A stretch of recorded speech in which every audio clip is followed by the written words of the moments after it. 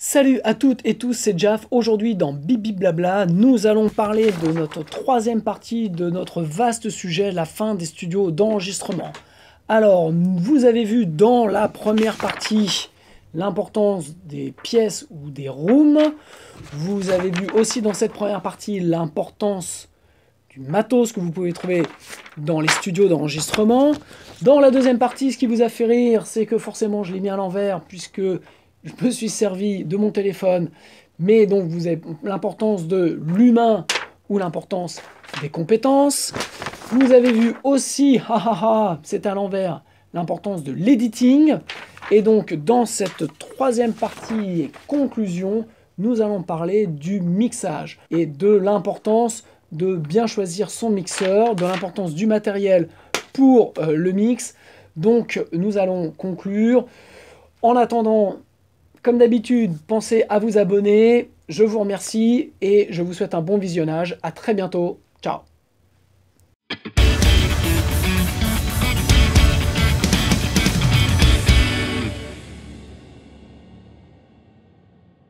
Dernier point,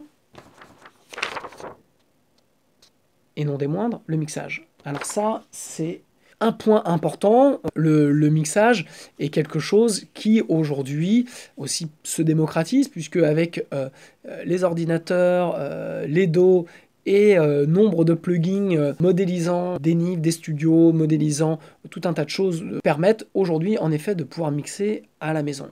Alors, je prends l'exemple de Andrew Scheps avec qui j'ai eu la chance donc de faire Mix with the Master, qui a mixé donc Adele, qui a mixé les Red Hot, qui a mixé Black Sabbath, qui a mixé le dernier Green Day, enfin, qui a mixé full l'album, qui lui depuis maintenant 4 ans, 5 ans, mixe tout sur son laptop avec une carte UAD, des plugs, un type d'écoute spécifique qu'il connaît depuis 20 ans, donc ce sont des vieilles Tannoy. Il a acheté 4 paires un petit peu réparties dans le monde entier, ce qui lui permet de voyager avec son laptop, de télécharger les sessions, de mixer, parce qu'en fait il a ses repères sur ses écoutes, il a besoin de rien d'autre, puisque ça lui permet en fait de travailler déjà sur des budgets, en proposant des budgets beaucoup moindres, puisqu'il n'a plus besoin d'aller en studio d'enregistrement pour mixer. Il peut en plus faire ce qu'on appelle des recalls, c'est-à-dire qu'il envoie les mix, si jamais on lui demande de faire des modifications, bam, badaboum, il rouvre sa session, tout revient pile poil, alors qu'avant, il avait 2 consoles Nive qui étaient, donc quand il passait 3 heures à noter l'emplacement de tous les boutons, et il expliquait aussi que, ne serait-ce que d'un jour à l'autre, les transformateurs, tout ça, c'est de l'électricité, donc ça bouge, et donc il n'avait pas le même son, il n'avait pas le même rendu, donc c'était un vrai casse-tête.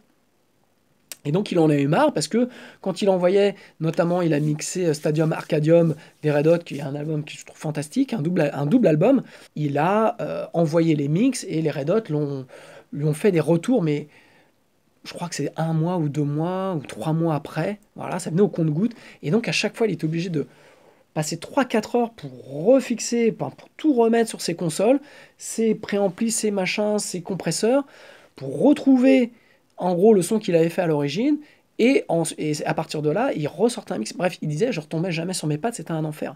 Donc maintenant, ce qu'il a décidé de faire, il travaille sur son laptop, et ça lui permet de pouvoir faire n'importe quel type de recall, et l'artiste peut prendre le temps qu'il souhaite. S'il veut lui répondre 2 mois après, il s'en fiche, il rouvre la session, tant que c'est fini. Voilà.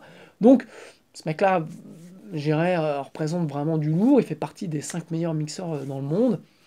Bon, voilà, il travaille avec un laptop. Aujourd'hui, quasiment tous les plus grands mixeurs aux États-Unis ont leur home studio, travaillent avec un ordinateur, des plugins. Ils ont quelques périphéries, mais rien d'exceptionnel. Il y en a qui ont vraiment du super matos, mais en gros, quasiment tous maintenant travaillent ce qu'on appelle in the box pour mixer parce que c'est simple.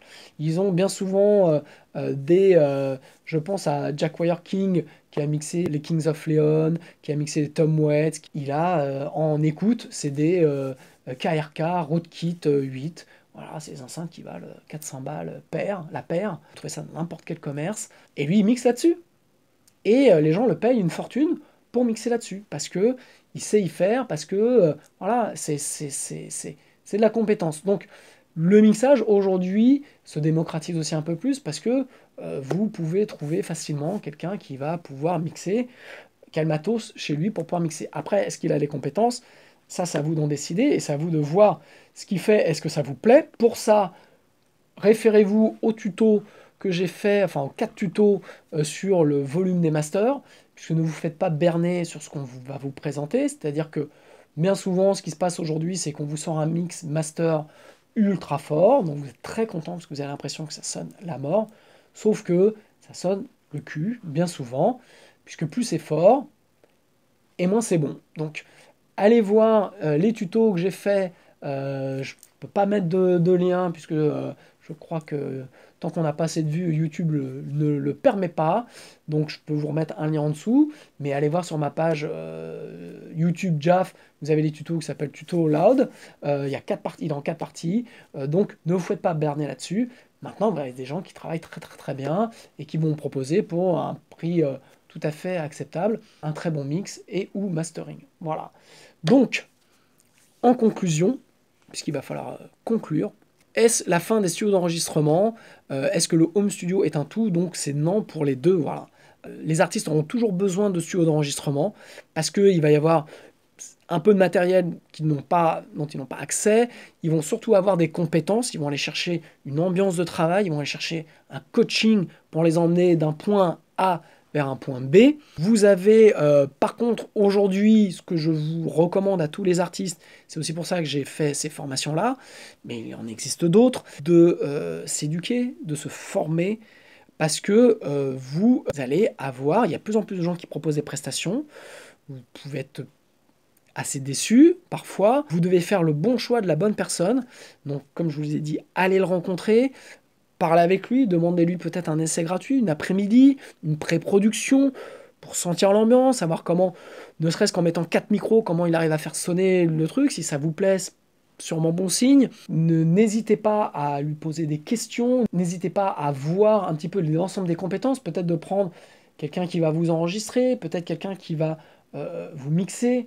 Si jamais vous faites une partie de l'enregistrement vous-même, faites des essais et présentez une session par exemple à la personne qui va mixer, qui va vous dire si est-ce que ça lui convient, est-ce que les volumes d'enregistrement sont trop forts, pas assez forts, est-ce que il va vous donner des conseils sur ce que lui a besoin pour pouvoir mixer votre projet, si vraiment ce que vous aimez ce que ce mixeur fait, eh ben, présentez-lui, n'ayez pas peur de présenter vos séances de travail. Ça m'est arrivé aussi, par exemple, sur des masterings où j'ai eu des clients qui mixaient eux-mêmes et donc qui sont venus me voir avant. Ils m'ont amené des prémix. J'aurais montré un peu ce que moi j'estimais être problématique dans leur mix, ce qui leur a permis vraiment d'optimiser leur mix pour quand on est passé au mastering. En plus, moi, ça leur a permis de leur faire un essai.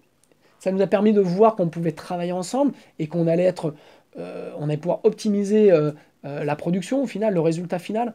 Donc, n'hésitez pas à être demandeur. Il n'y a rien de pénible. C'est beaucoup plus pénible quand le boulot est fait. Et vous dites, ah ouais, mais moi, c'est pas ce que je voulais. Bah ouais, mais tu me l'as pas dit. N'hésitez pas à communiquer, n'hésitez pas à poser des questions, à amener vos sessions.